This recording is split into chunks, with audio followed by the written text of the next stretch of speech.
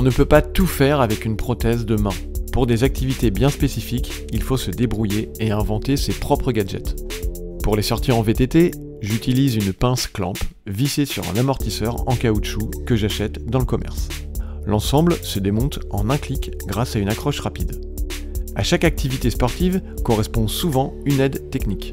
C'est en essayant de jouer au tennis que j'ai découvert à quel point j'étais limité pour le service. Nous savons qu'il est possible de jouer au tennis sans les jambes. Alors comment faire un service quand on n'a qu'une seule main? Nous sommes partis du scan 3D de mon avant-bras et des conseils de mon prothésiste.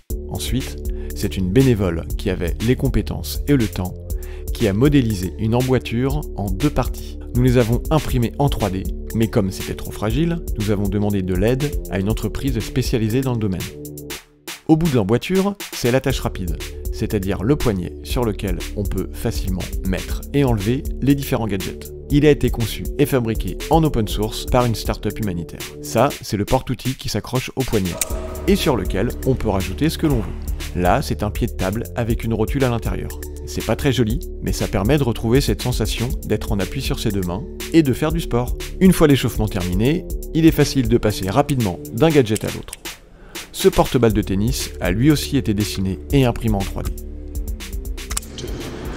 Mesdames et messieurs, j'ai l'impression qu'il est temps de passer au premier test. Please take your seats quickly, ladies and gentlemen. Thank you.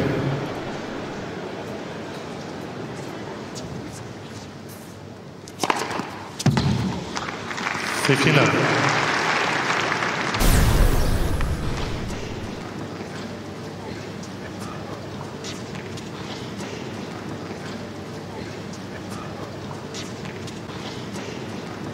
Oh!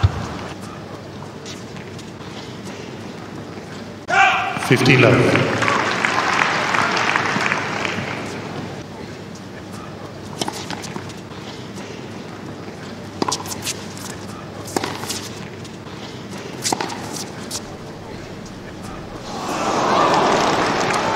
$40 love.